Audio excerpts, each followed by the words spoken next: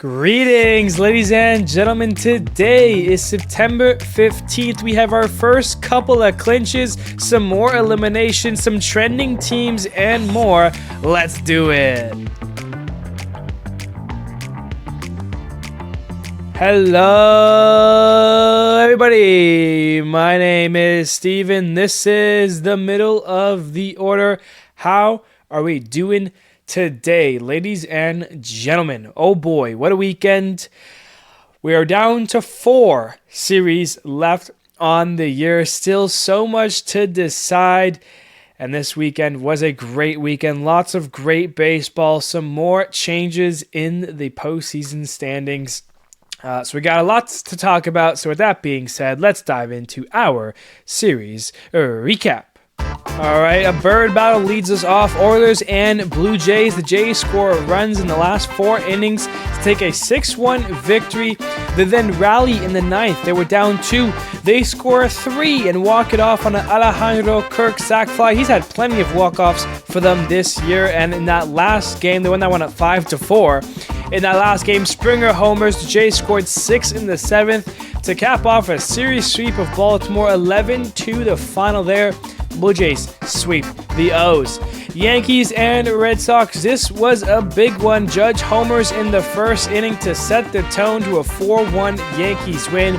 Then it's Jazz Chisholm and his big day at the plate. He goes 3 for 5, 3 RBIs with a home run for a 5-3 Yankees win. The Red Sox score 6 in the first inning in the last game, including Carlos Narvaez with a home run.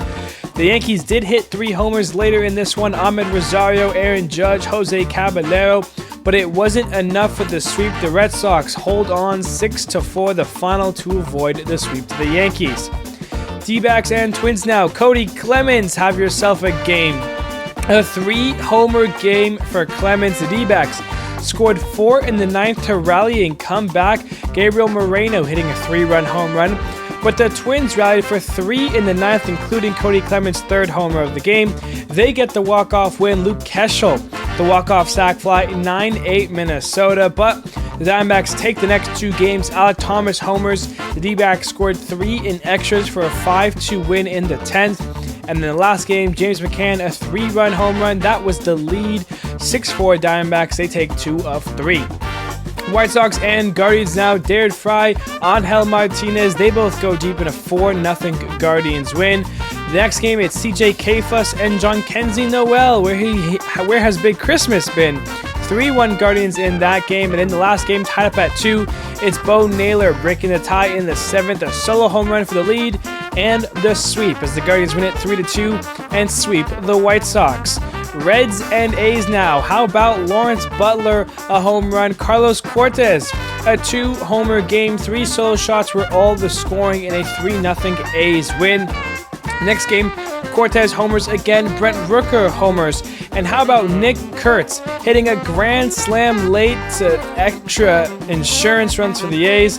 And it wasn't just a grand slam, it was a 493-foot bomb, the longest home run of the season. In an 11-5 A's win. Nick Kurtz is something special. He would homer in the last game alongside Jacob Wilson, Colby Thomas, and Brent Rooker as the A's win it 7-4 and sweep the Reds. Angels and Mariners in a 4-game set. The Mariners are hot. Trout hits his 399th home run to tie the game up. This one went into extras. They both score in the 11th, but in the 12th, it's Harry Ford, the young catcher, the walk-off sac fly for the win. Mariners take a 7-6 victory to open up the 4-game set. Tied up in the 7th, Mitch Garver with a solo home run. That's the difference in a 2-1 victory for the Mariners. J.P. Crawford hitting his 10th home run of the season in a 5-3 Mariners win. And in the 4th and final game, Cal Raleigh hits his 54th home run on the season. The Mariners score 6 in the 4th. Not only did they get a 4-game sweep, they've won 9 straight. How about that? 11-2 the final there. Rangers and Mets now. The Rangers scored 6 in the first before the Mets even had an at-bat. Dylan Moore homers later on. It's an 8-3 Texas win. The Rangers come back in the second game. They score 2 in the 8th to tie and 1 in the 9th to take the lead. Wyatt Langford comes through in a 3-2 Rangers win. They do it again in Game 3. They come back in the 7th to tie it up at 2. This one heads in the extras, and finally, the Mets break their losing streak. Pete Alonso, a walk-off 3-run home run in the 10th. Boy, did the Mets need that one. 5-2 the final. They avoid the sweep to the hands of the Rangers. Astros and Braves. How about Zach Cole making his major league debut, and he homers on the very first pitch he sees. Welcome to the big leagues. And what a game. 3 for 4 with 4 RBIs. Pretty amazing debut for Zach Cole.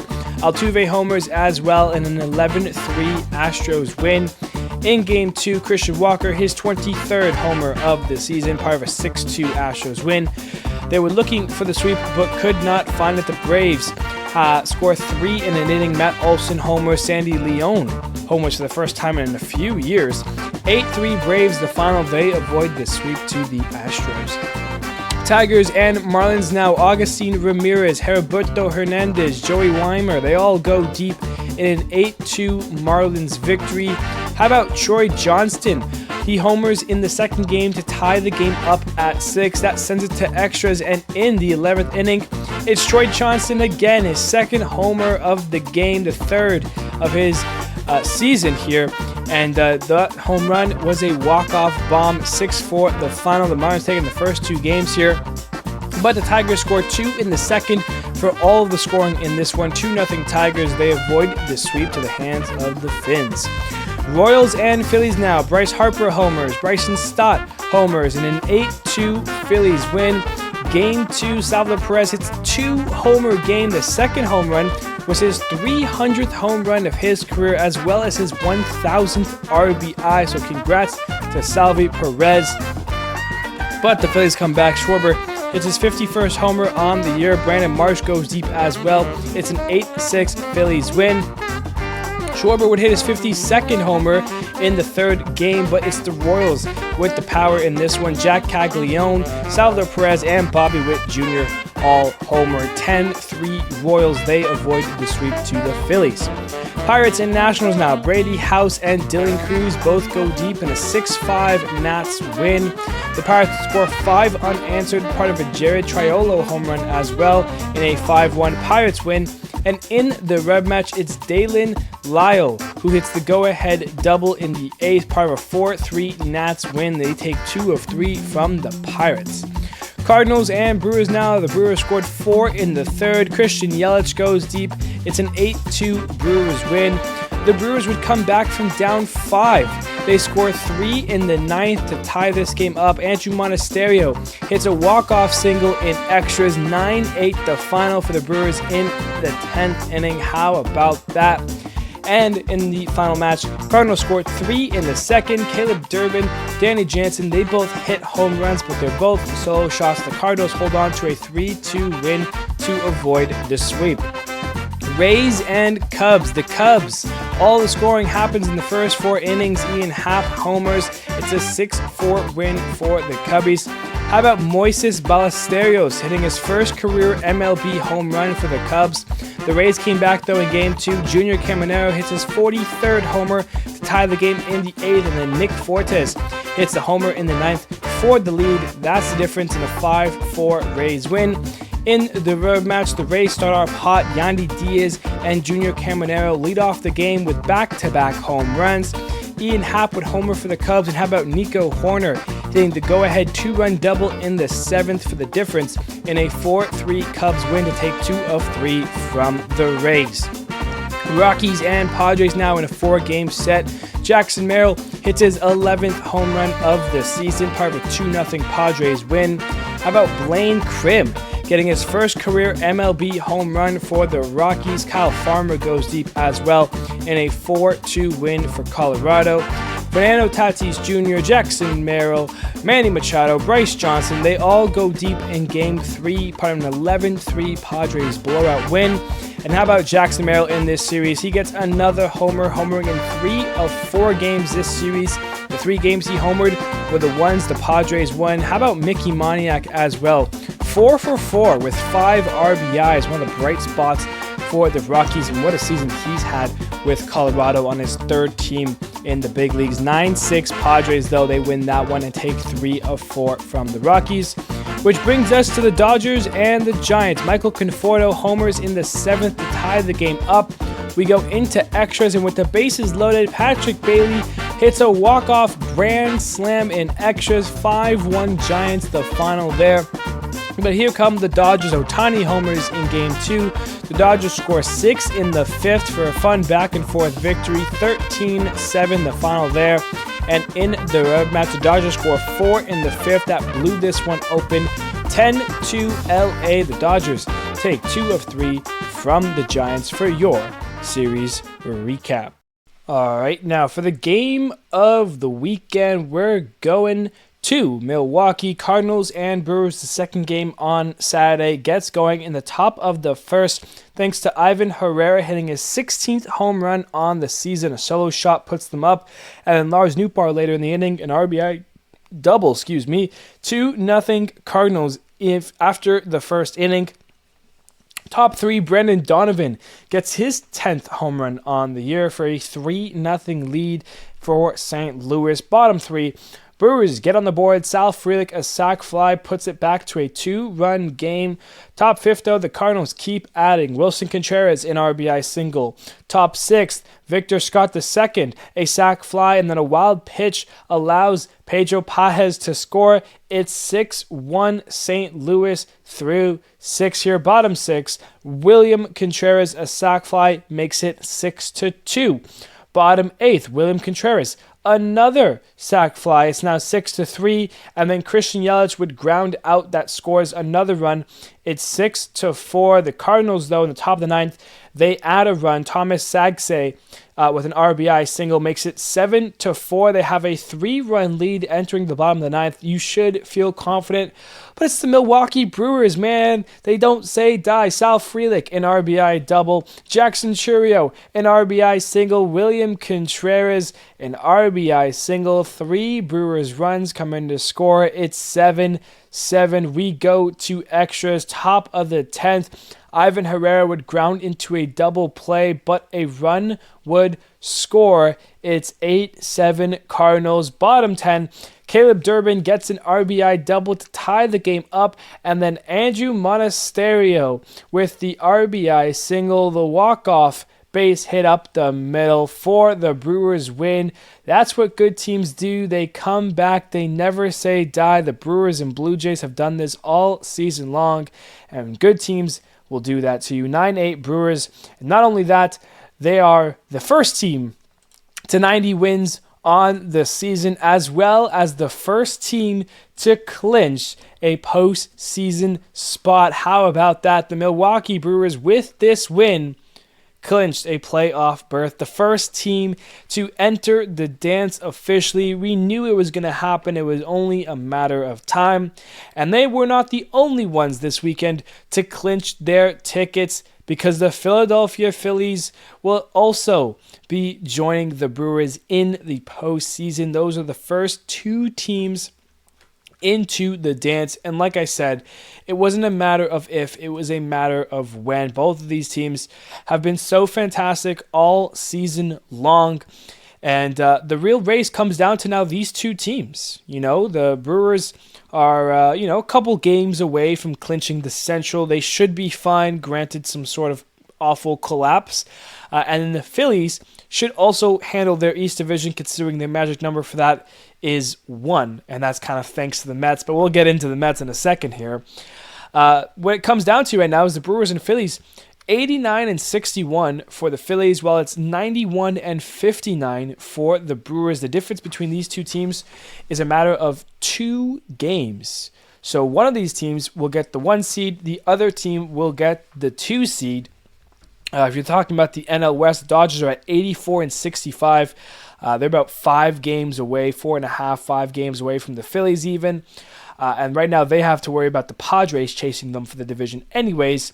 it seems more than likely that whoever comes out of that NL West will host a wild card series, while the Brewers and Phillies will start to shape up and get ready for a trip to the NLDS, but we'll have to wait for those official clinches. But for now, we have teams clinching spots in the postseason, which is nice to finally have. We got 12 games, 13 games left of the season to go. So to finally have some teams start punching their tickets, very happy to finally have that. When you take a look at, the remaining games on the season, the 12, 13 games, the only two teams that can really get to 100 wins would be the Brewers and Phillies, but they would have to take every ounce, pretty much every game they'd have to win. Brewers 91-59, they would need 9 wins out of 12 games, so they'd have to go 9-3 the rest of the way. Phillies would have to go, 11-1. So unlikely that we'll have a team with 100 wins this season, but that's how competitive this year has been. And it's great to have our first couple of clinches here. And of course, with clinches means we have eliminations as well. And we have 3 more teams who will be missing out on the 2025 postseason. The Washington Nationals, the Minnesota Twins, and the Los Angeles Angels have all officially been eliminated from the 2025 postseason. Nats continuing to develop young players. The Twins had a fire sale and their season was kind of lost. The Angels had some promising players, Joe Adell with a big breakout and everything. But again, pitching is a name of a game and a really important factor to make a good baseball team. And again, the Angels continue to kind of lack that. Jose Soriano had a solid year. But, you think of that AL West division, it only makes sense that the Angels are last in that division because of what the Astros have and what the Mariners have and what the Rangers have, and honestly, what the A's have. The A's might not have great pitching, but their offense is really a top 5, maybe top 10 offense in the league right now. You get some pitching on this team, the A's could be problems for the division next year. Heck, they're a problem even this year for some teams. They swept the Reds, who are in the NL wildcard race right now, so that's just kind of the way it goes right now. And the Angels, Twins, Nationals eliminated from the postseason. And I'm sure from going on from this point, every episode, we're probably going to have teams clinching something, whether it's a berth, a division, a certain seed. But not only will we have clinches in each episode, we'll probably have eliminations going forward in each episode as well. So that's the beauty now of this, last couple of episodes here before the postseason. We've got some big ones coming up here, so that's always very exciting.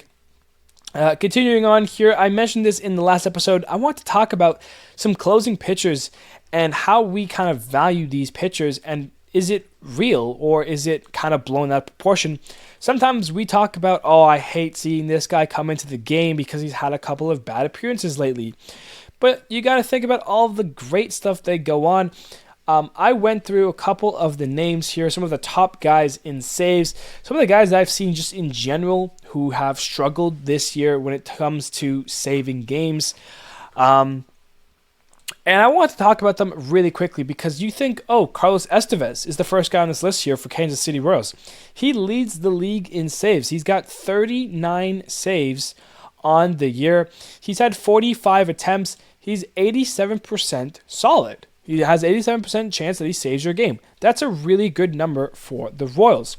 Another guy, Robert Suarez. He's had a couple of really tough games, but in the end, he's 38 for 43. He's got 5 blown saves. He's got an 88% chance to save you a game. He actually is second, he's technically first on this list here in save percentage. I also threw in Daniel Palencia because I've seen, the Cubs, he's had a couple of tough games, overall recently as well.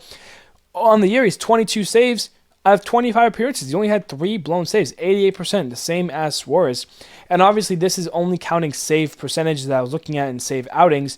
So if you're coming in a tied game in the 9th, that obviously isn't into account here, but, it's something to think about. Jeff Hoffman, one of those guys that I've seen Blue Jays fans be really tough on, he's got 30 saves out of 37 attempts. That's an 81% chance that he saves your game. That's not bad, for a closer in this league right now, because when you look at that 81, that's like 5th best behind Robert Suarez, behind a guy like Palencia and Carlos Estevez, behind Andres Munoz, who's in the similar situation, 35 saves out of 42 attempts. He's got 7 blown saves, same as Hoffman. 83% chance. Just a couple more opportunities for him to save games and a couple more made. Then you scroll down to the bottom of the list here. A guy like Ryan Helsley, who obviously struggled with the Cardinals a little bit, went to the Mets. He's obviously not the closer, but he's had a couple opportunities. This year, 21 for 30. 9 blown saves. That's the second, or is tied for first highest. That's a 70% chance of saving a game. Tanner Scott for the Dodgers recently has been really bad. On the year, 21 for 30. Same as Helsley, 70%. That's on the lower ends here.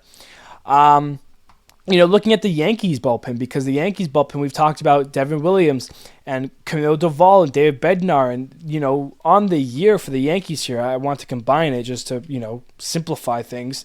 They've had 61 save opportunities. They've made 40 saves. That's 21 blown saves. That's a 65% chance to save a game here. I mean, when you up and down the lineup, like there are some teams that, have a good closer who are the guys to hold on to.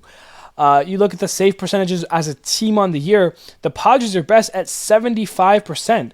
So if you got a closer who's, 80, 85%, that's good. Guys like Robert Suarez have been good. Jeff Hoffman have been good. Carlos Estevez have been good. Like, that's what you want, is to get a guy who will save it. If he comes out 5 times, you want 4 saves out of him. That's a realistic number, especially for this year. We've seen other closers have been super dominant before. Class A last year, how dominant has he been?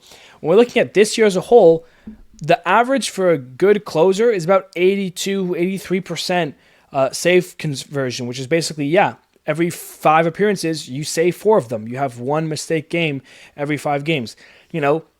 Do you want your closers to be better than that? Yes, but it's not something that you should be too concerned about, because everyone in the league's had a problem. And if you notice, the guys we've been talking about, it's not like I'm talking about, the close like Felix Bautista or, Yanya Cano, like on Baltimore, or, other teams. We're talking about the best teams in the league. We're talking about the Padres, the Blue Jays, the Cubs, the Dodgers, the Mets, like the, playoff contending teams, the Yankees. We haven't mentioned the Phillies. How about Yohan Duran?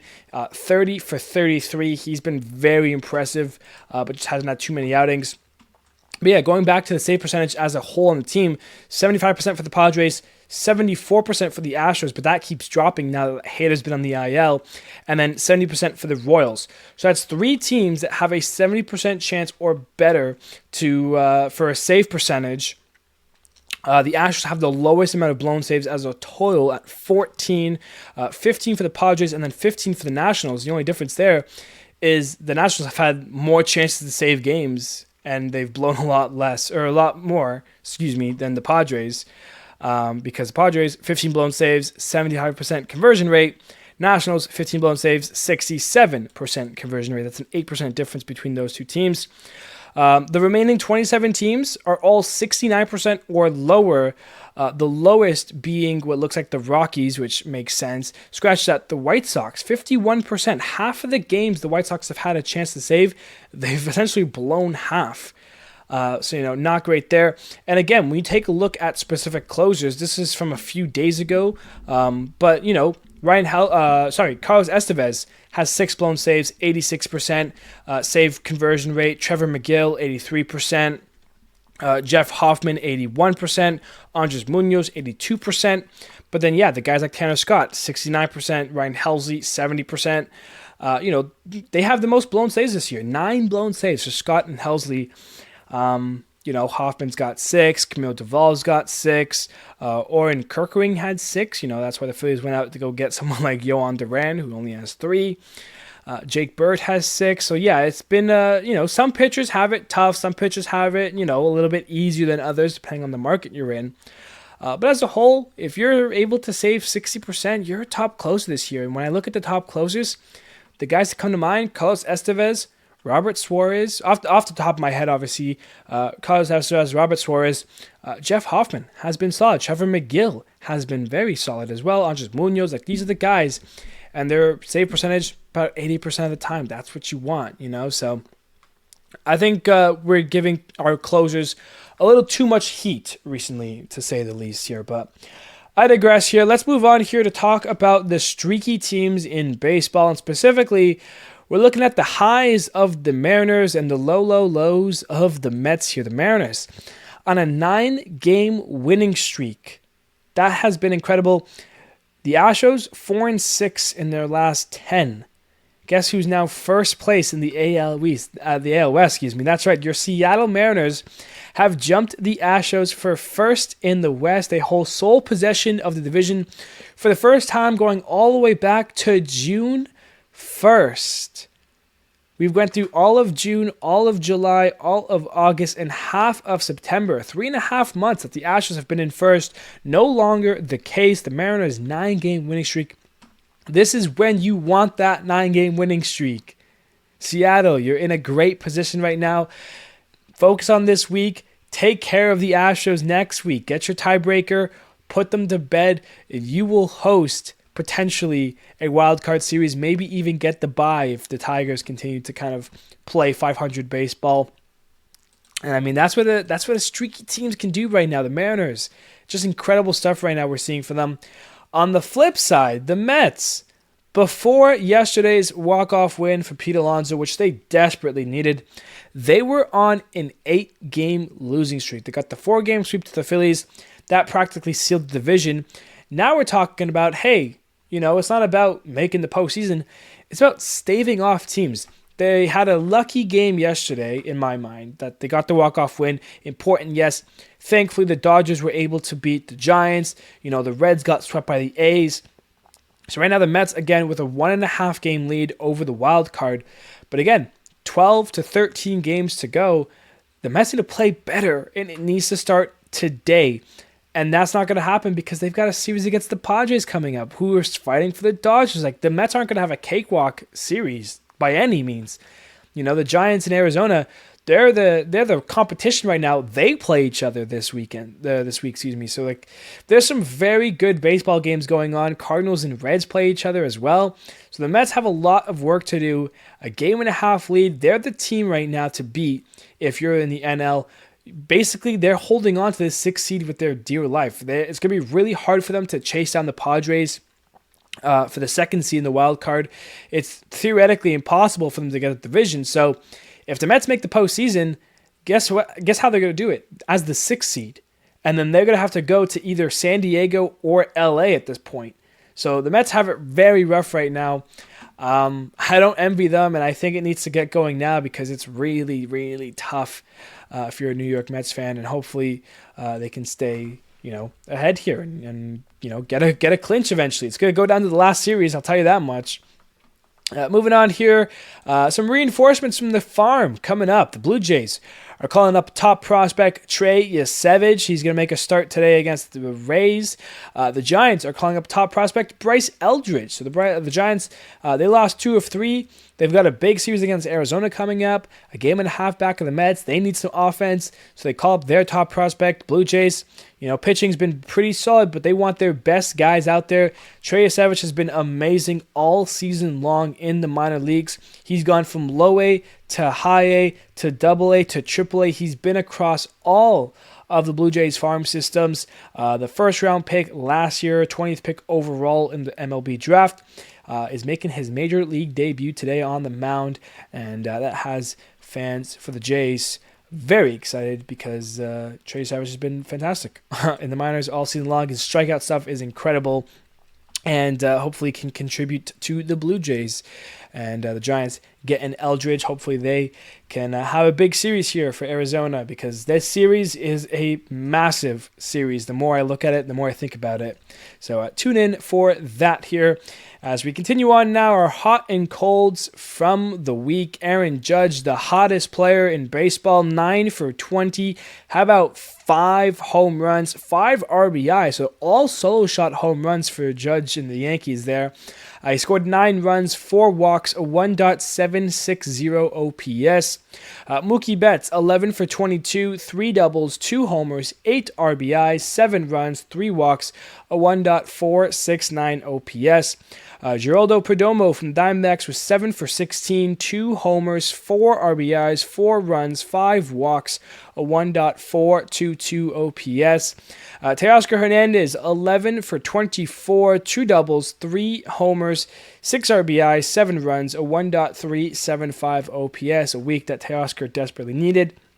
And then Cody Clemens had a 3-homer game. He was 7 for 18, a double with the 3 home runs, 7 RBIs, 3 runs, a 1.365 OPS.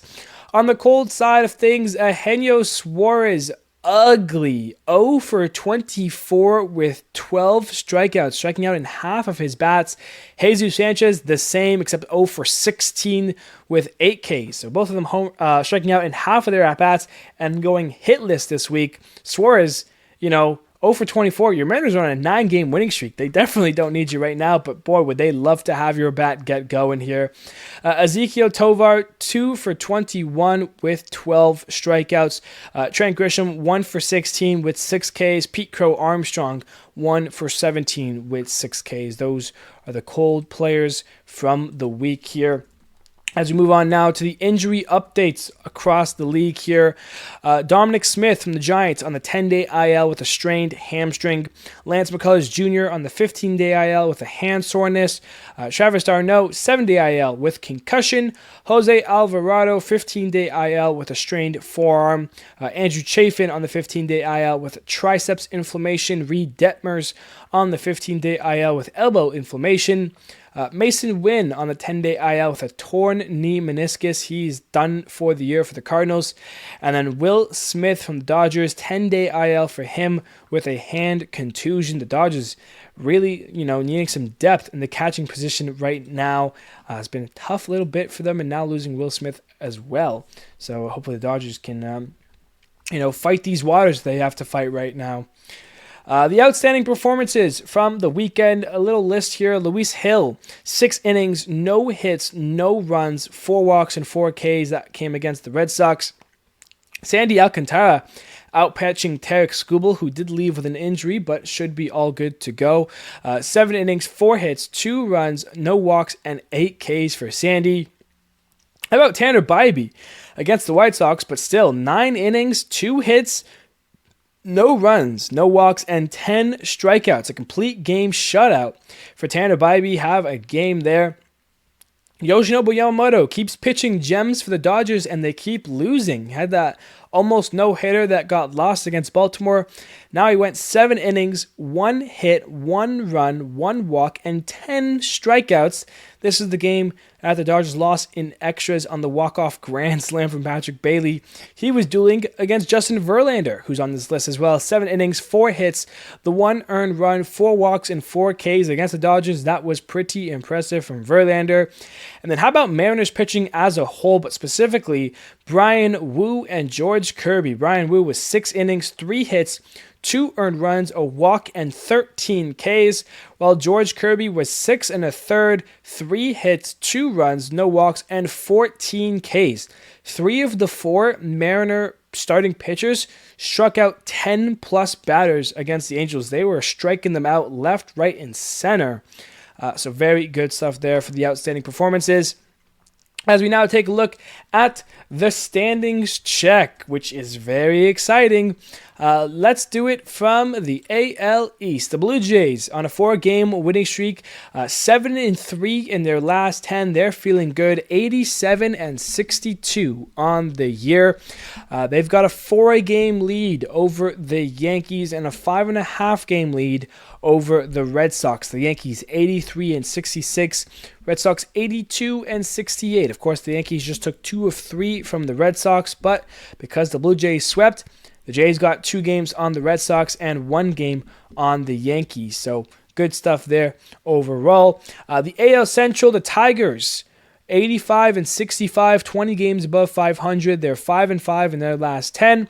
They've got a 6.5-game lead over the Guardians. That lead's starting to come down little by little. The Guardians had a 5-game winning streak, are now on a 4-game winning streak. They're 9-1 in their last 10. They're playing great baseball. They play Detroit this week, so that's a big series. If Cleveland can get a sweep here, the division could still be up for grabs for Cleveland.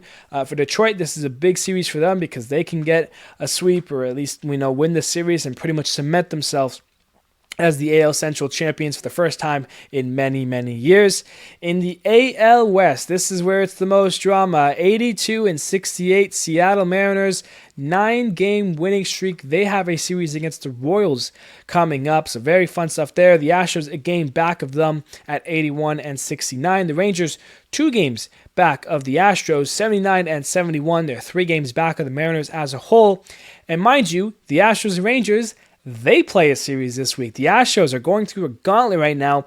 If they want to win the AL West, they have to do it themselves. Over the next 7 days, they play Texas for 3, they play Seattle for 3. And if the Astros can come out on top in those series, well, they would have a pretty good chance to win that division. If the Astros struggle against the Rangers, that brings Texas into the fray. And if they struggle against Seattle, maybe Seattle will be the team to hold on to in that AL West. Those 3 teams fighting year in, year out.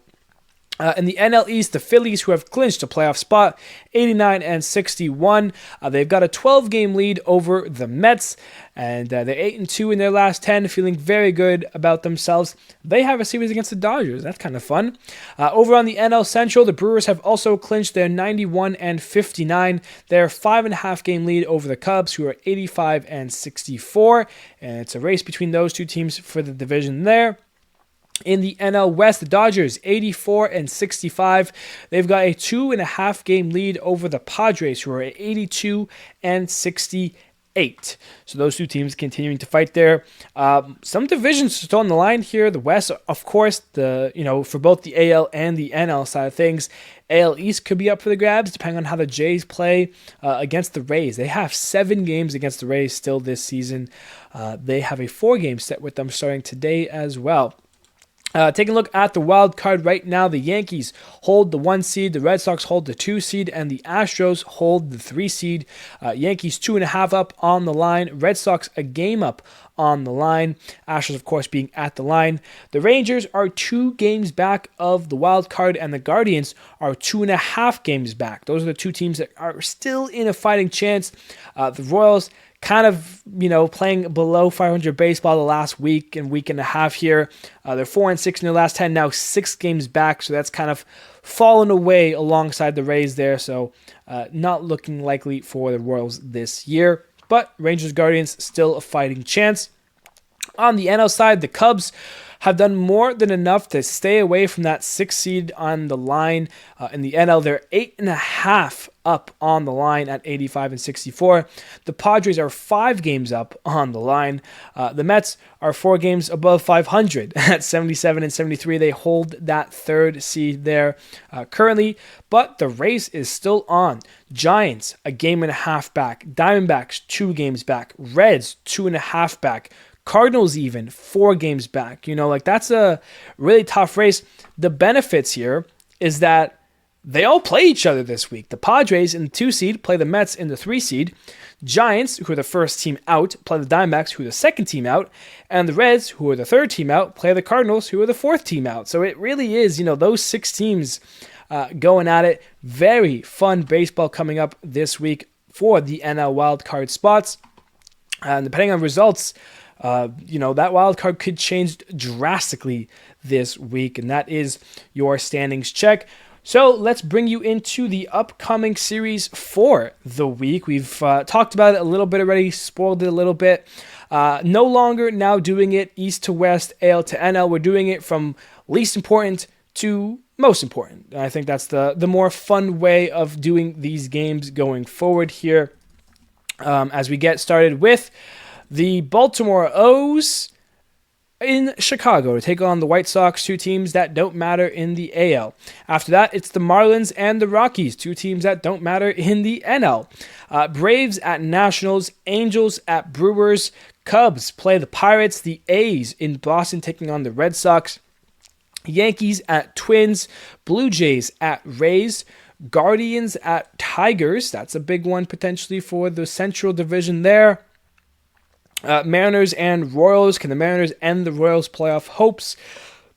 Can they continue their 9-game winning streak? So a lot of questions there. As we mentioned, Reds at Cardinals, Giants at D-backs, Padres at Mets. Those 3 series, those 6 teams, a lot of fun baseball coming up there. Then we have the Phillies and the Dodgers, 2 first-place teams in the division. Lots of fun there. And we ended, of course, with the big one, the Rangers and the Astros, which, of course, is our series highlight to go over here. Texas and Houston battle in Texas. The Rangers and the Astros in Houston. Texas is the 3rd seed in the AL West. The Astros are the 2nd seed in the AL West. This is the 3rd in the wild card versus the 1st outside of the wild card. The Rangers 2 games back of the Astros, 3 games back of the Mariners. Meanwhile, the Astros, of course, the 2-game lead. The Mariners, 1 game back of them. When you look at the season series, the Rangers are 6-4 against the Astros, meaning that Texas just needs to win 1 game to get the tiebreaker over the Astros. That should be the goal if you're Texas. Well, of course, the goal should be more than just 1. If you're the Astros, you need to sweep this Ranger series to get the tiebreaker over Texas. Of course, if you sweep them, Texas might not even need to use any of their tiebreakers because that would be a brutal blow to their postseason chances. This is going to be some great baseball. Game 1 is tomorrow, I believe. I'm not sure when their day off is, if it's Monday or Thursday, because it is only a 3-game series here. Game 1 will feature Jack Leiter on the mound for Texas, a 9-8 record with a 3.81 ERA. He is going for Texas, and it is today that they go. This is a 3-game series that starts today with a day off on Thursday. He is going up against Jason Alexander for the Astros, a 4-1 record, a 4.19 ERA there. For Game 2, Texas is sending out Merrill Kelly, 12-7 record with a 3.21 ERA. The Astros are listed TBD, but expect Christian Javier is the most likely outcome to pitch for Game 2. And for Game 3, the Rangers are sending the ace to the mound, Jacob deGrom, 12-7 with a 2.82 ERA. Sub-3 for deGrom. How special is that for him? The Astros also have a TBD. Not sure exactly who could be sent out for this one. It looks like it could be a bullpen day of sorts. Fangraphs has Jaden Murray listed, who is someone who is in the Astros bullpen. He threw 40 pitches on Friday night. So could be a bullpen day. Maybe they call someone up. Maybe they move Hunter Brown up a start, but I would doubt that because then you give him the extra day of rest and you get him to start the Seattle Mariners series, which is arguably the more important series, I guess, out of the 2. But yeah, that 3rd game is very interesting for the Astros, who they end up using. Maybe the bullpen day comes in Game 2 and Christian Javier goes Game 3. Not exactly sure. All I know is that Jason Alexander is getting the start today. And the Rangers have Leiter, Kelly, and deGrom lined up for this series. Great stuff for Houston and Texas here. And that brings us to the magic numbers. This is the best part of the segments at these points, the episodes. It's one of my favorites. We've got 12 to 13 games remaining on the year. 4 series left. When you take a look at the AL clinching Blue Jays, magic number, it's down to 5. They could clinch this week. Tigers, magic number is down to 6. They could potentially clinch this week. The Mariners are down to 10. Yankees down to 9. Red Sox down to 10. And Astros down to 11. So that is what the current AL clinching teams look like. For the NL side, it's a lot lower than the AL side. The Dodgers are down to 5. The Cubs are down to 4.